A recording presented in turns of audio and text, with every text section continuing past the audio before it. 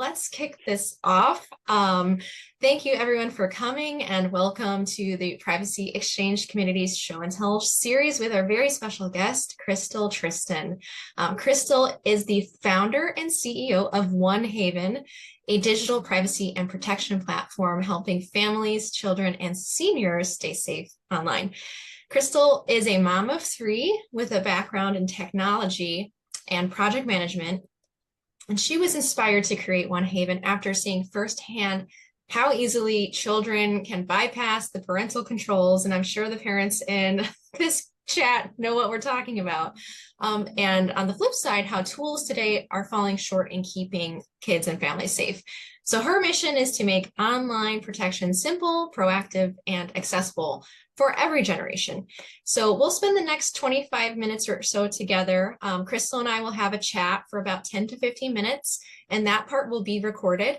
Then we will open it up to audience Q&A, where we will turn off the recording so you will feel comfortable asking questions in a non-recorded manner. And just a disclaimer before we get started, today's information is for educational and informational purposes only. It's not legal advice. I don't think you're a lawyer, Kristen, and neither am I. So don't take legal advice from us. Contact your own attorney to obtain legal advice with respect to any legal matter. So are you ready to hop in, Krystal? I'm ready. Thanks for that intro, Mary. Sure. All right. My very first question for you, Krystal, is what inspired you to start OneHaven, and what experiences did you have that led to this creation? Yeah, that's a good one. I get it a lot, my why now, since we're raising. So I get a lot of why are you doing this, and why are you positioned to do it so well? I think it started from when I was little. I had the opportunity, if you will, of having kind of a rough upbringing. And I was telling my parents at the time things that were going on, but they just weren't hearing me and they weren't listening. And now I think back, I was telling my girlfriends that these things were happening. And now I think similar kids in similar positions, those messages would have been text. And that would have been something that OneHaven would have recognized and sent to my caregivers and my parents. And so, the ability to talk to your kids, sometimes there's a wall and you don't recognize it. So if they're talking to their friends or their other loved ones and something comes up that you need to be aware of, OneHaven would tell you. So that was one big reason for my why, is I wasn't heard. And I think that OneHaven would have heard me and sent an alert to my parents. Another one is, I have three kids, and being a techie, I always want the latest tool. I've always had the newest phones, and they're the same. And I found I couldn't find anything to keep them safe online. Not a single tool, not 12 tools combined, none of them. And so I thought we could just do it better, and we are. And then as I kind of started meeting people, talking about the features that they needed for their kids, not just to make it for mine, everyone was like, man, Krystal, I need this for myself. Or my mother was just taken for $300,000 on a scam from WhatsApp. Or my husband just clicked the toll violation link. Or, is this Coinbase calling me all the time? We're kind of under constant attack and we don't even recognize it. We're so desensitized. And I thought, we can do better. We can do better protecting ourselves, our kids, our aging loved ones, kind of everyone, so that we can get back to kind of living life uninterrupted. That's my new coined phrase. I want to live life uninterrupted, but I still want to use tech. I don't want to be bombarded by constant bad actors and bad content. Wow, Krystal. I'm so sorry to hear about your rough upbringing. And I'm happy to hear that you've taken that experience and turned it into something that is going to protect kids, or is protecting kids and families moving forward. And you're right, in a digital age, there's different problems that we had growing up. I don't know what year you were born, but we didn't have the internet back then. And it's a whole different wild, wild west nowadays, including, as you mentioned, it's not just children, it's also elderly people who are being taken advantage, and everyday regular people who are just busy with their daily lives. So with that said, my second question is, how much privacy should families realistically be expecting in this digital world we live in, and what can parents do specifically to regain control? Yeah, I think, and some of this is opinion and some of this is is controversial. So with a grain of salt, everyone, don't ping me evil things later. But to me, total privacy online, I don't think it exists anymore. And so that's the first truth. I think I try to tell families, and it's not to provoke fear, just more awareness. Every device, app, platform, it collects data. The real question isn't if it's collected, but how. What data, how are they using it, for what purpose, and where does it go from there? And so that said, families can absolutely regain control as much as possible. We can start by treating privacy as a daily practice, not just like a one-time you're done setup. It's really an ongoing thing. You need to audit your apps regularly and the permissions that they're using. Sometimes by default, it will ask for all of them because they're lazy and they don't need to be recording your mic, as an example. You can turn off data improvement or AI training if you're using AI, like most of us are in our daily lives, all the way from writing a paper to choosing a toaster. I feel like it's pervasive and because it's so helpful, but you can do things to protect yourself in that way. I think also, we have to be cognizant that our kids are watching how we share information online, and I'm certainly guilty of this. My 40 plus users that are friends that I have on Facebook, I share photos of my family and my kids. And I've learned now that, that may not be worth it. Just send them the picture on an encrypted, messaging app instead of sharing it online, because unfortunately, one or two photos is enough for some bad actors to do the most egregious things, unfortunately. So they're watching, your kids are watching what you're doing and what you're sharing, and often they're going to mimic that because they assume that to be okay. So we've got to be aware, even if mine is locked down, if your kids isn't and they're sharing photos, that's where the problems can lie. Wow. So in one area, we're talking about just like the pervasive data collection that it's just hard to outrun. So it's like, what can you do? What steps can you take in dealing with the companies that you want to do business with? And it sounds like transparency is an issue. I've personally dealt with this, and then knowing what to do. But in addition to just what the company policies are, there's also problems with like scammers. And I know that your app helps with bad actors in that way. Can you tell us more about how parents can protect their kids from scams, predators, and harmful content while still giving them some independence online? Absolutely, yeah. And this would go for, our aging loved ones as well. I think that we kind of handed them these devices and they're just as vulnerable and sometimes potentially more so with livelihoods at risk. So it's really for everyone.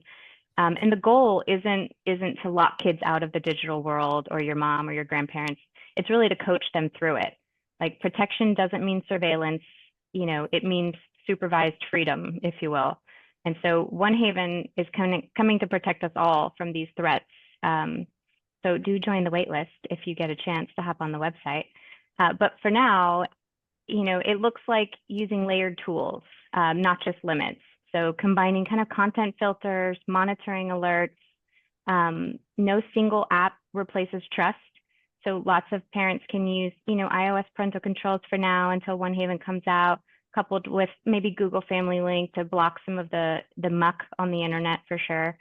But I think just teaching digital literacy is so important. We can no longer put our heads in the sand and hope that it goes away.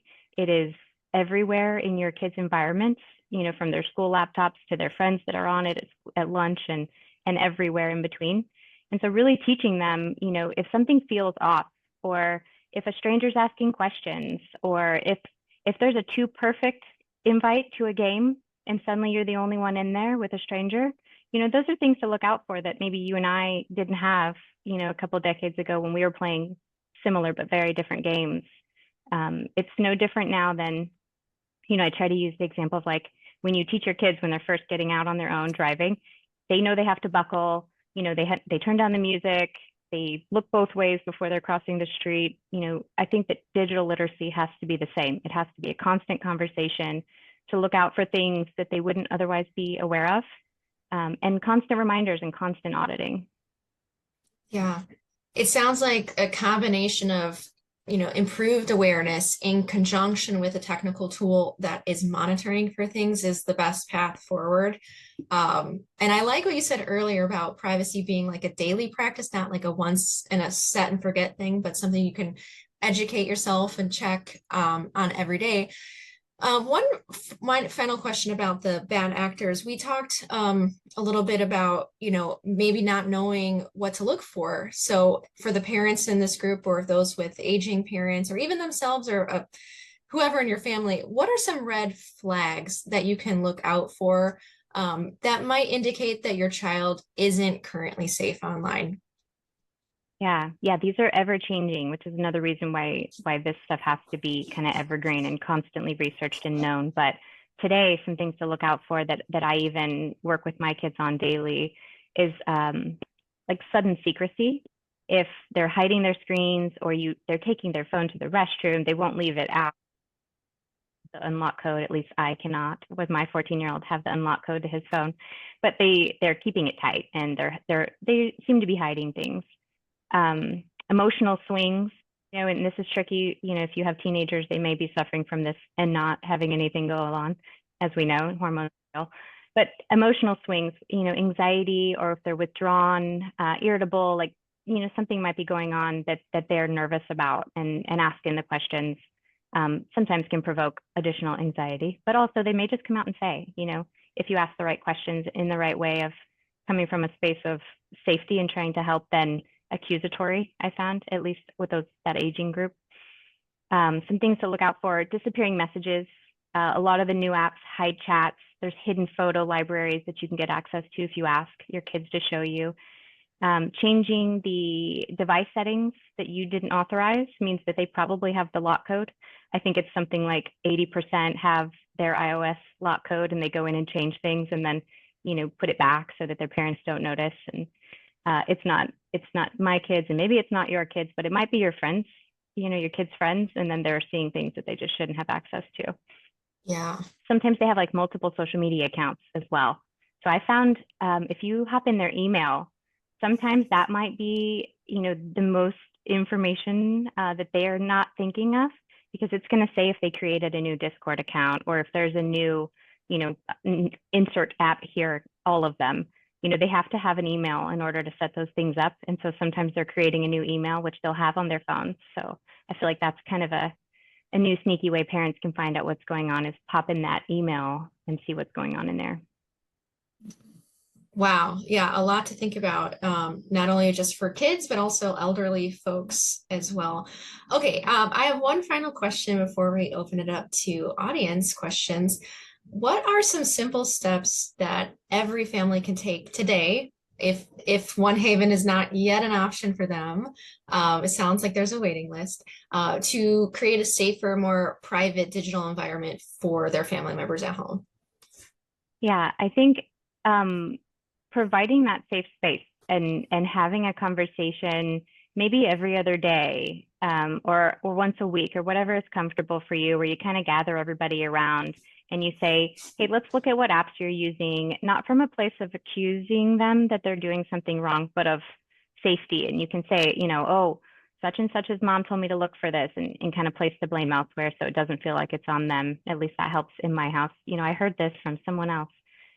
But taking a look at those apps, asking them if anything has made them uncomfortable, asking them, has anyone told you to keep a secret from me? I like that one with my younger daughter. Has anyone told you not to tell mommy something this week? And mostly just that digital safety isn't about perfection. It's just about consistency. Asking the questions, giving them a space to tell you, building that trust that they can come to you if something has gone wrong. I think one thing I paid attention to when my 11-year-old told me, that something had happened on Roblox, but he didn't want to tell me because he didn't want me to take it away. And so he came to me and said something had happened, but he didn't want to say exactly because he didn't want his rights revoked, and that just struck a conversation. So I think the most important thing is just to have that constant conversation and the space to do it. I'm gonna triple underline that. It's okay to tell us when something happens, and it won't mean that it gets taken away, because I can see that being a reason, like, ooh, well, I love playing I'm not gonna Roblox tell just her. because this Right. weirdo on there was doing something, I don't want to say something, but that's really great advice. Thank you so much, Krystal. We're going to go Yeah. ahead now and turn off the recording.